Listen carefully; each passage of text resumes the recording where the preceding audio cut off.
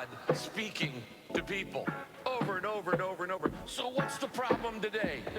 They say don't talk. You're tuned into Heal as in there, and today I got my beautiful young daughter with me, Carmen Monique. And so today we're gonna be speaking about mental health in teenagers. You know, she's 16, she's in high school. You know, a lot of kids are going through things in life that sometimes they don't speak to their parents about, or sometimes they might go to friends to speak to, or sometimes they just getting bad counsel from people they shouldn't be getting counsel from. And sometimes we just need to sit down and listen and see what's going on with our kids and everything like that. So, today I'm gonna encourage her to share just briefly, nothing too major and stuff about, just things that the young people today are going through. So can you tell us how you view mental health and why you view it? Well, no, can you tell me how? Not how. Let me start over. Can you tell me why you view mental health as something important that young people need to speak about? Because it can drive you off like the edge or the wall.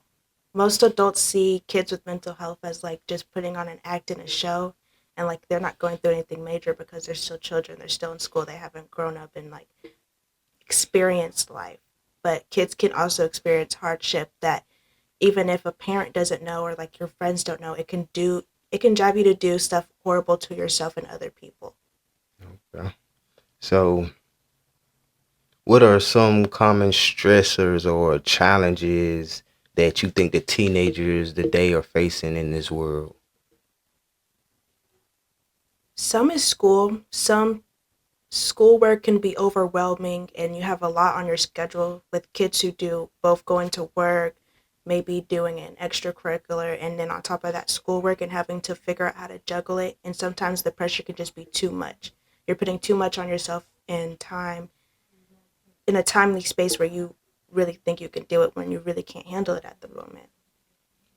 I think another one can be when you're keeping too much to yourself. It might not seem like it at a time, like, oh, I don't really need to talk about this because it doesn't matter. It's not as important. But if it's something like you're dealing with and something you feel like is going to cause you trouble in the long run, you should speak up about it.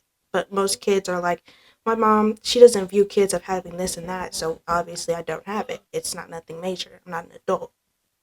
Another one can be the lack of support. A lot of kids do have mental health that they can see themselves going through, but a lot of people don't acknowledge it. And I think, at least I know in my school, people view like mental health, like depression and suicide, as like a joking matter. Like you'll joke about it and it's like, aha, funny. But with someone who actually is going through it, they just think, well, if you're going to joke about it, I don't need to talk about it.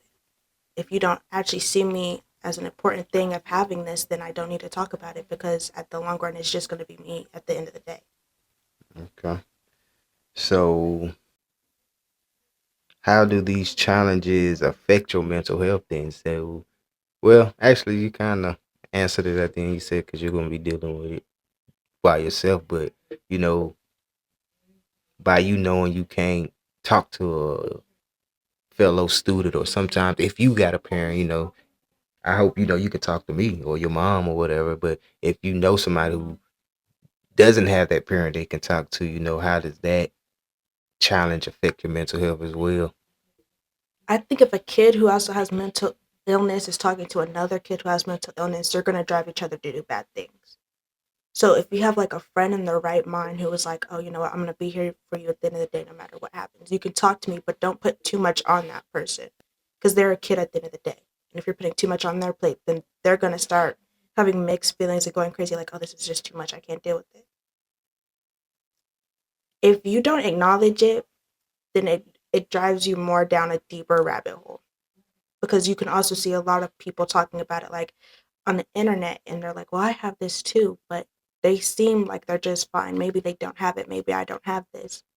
A lot of them people on the internet, you got to really understand that they doing the stuff for views. They might not really have an issue, but pretending to have an issue and then getting a sympathy from people that'll drive your views up. And in reality, they don't have that issue. And then you're watching this person and you think you can connect with this person because you feel like, oh well, we got the same thing going on. They feel like I feel. But in reality, they don't feel like that. They're an actor. They They just doing things for views or they're trying to get paid. So sometimes it's not even well, not even sometimes. I think it's best not to really be listening to a lot of this stuff. You know, we got to filter some of this stuff out because a lot of it's some BS. And even with me, if I see something on the news or something, you know, something crazy, if I see it on not the news, if I see it on TikTok, first I'll look at it, but I don't believe it. I'm gonna go look up some other sources to see if this is real because TikTok will say anything. People want views, so it might seem real, but then you go look it up and ain't you be like, man, ain't nobody in the 50 states heard of this. So you know you got to if you see something, you might want to either look it up to just verify if it's really truly something, and talk to your parents about it. You know, stuff like that. So when you're feeling overwhelmed, you're feeling stressed, what are some of the things that you do to calm your mind down? Or what are some things that people can do to calm their mind down? I can't say for everyone. For me, I like doing makeup. It puts me in a time space where I have to focus on what I'm doing right then and there. If I write, I have to write something that I'm feeling as a strong emotion. If I just write something like a happy fairy tale, I can't really put my mind and my emotions into how I'm feeling, so it never comes out. I'm just focusing. And then I paint. That's also something where I have to put in my emotion and I have to really hyper focus. I can't focus on whatever I'm feeling at that moment because I want this to come out correct. And other people dive into stuff that they know they have to focus on, like their work or everything else. So your hobbies would just be painting and makeup. I wouldn't really say it's a hobby.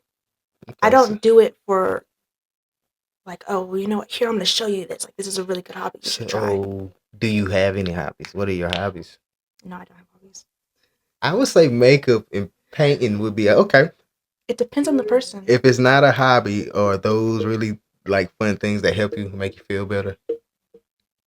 Yeah, it does. So would you consider it a coping mechanism then or something? Like it's helping you It cope it's a through type of coping mechanism. But then again, what I do won't help everyone. yeah. Depending on the person and how they view something, it will turn into a coping mechanism. So do you think social media is playing a role on kids' mental health? Depends on what you're watching. Depends on what you're watching.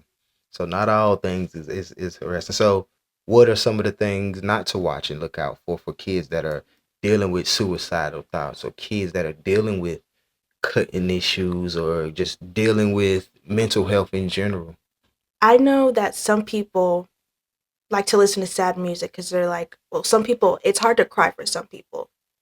So if you're like, oh, I need to get this emotion out, but I can't feel anything, I'm feeling numb, they listen to sad music or any emotion that they can agree with. There's that. I don't think that's a good thing because some music and some of the artists, they're talking about really deep stuff. So they're like, oh, I want to try this. And then if you're also looking up like sad stuff on TikTok or like something where you can try to find someone who you feel like you can sympathize with, it's not going to help nothing.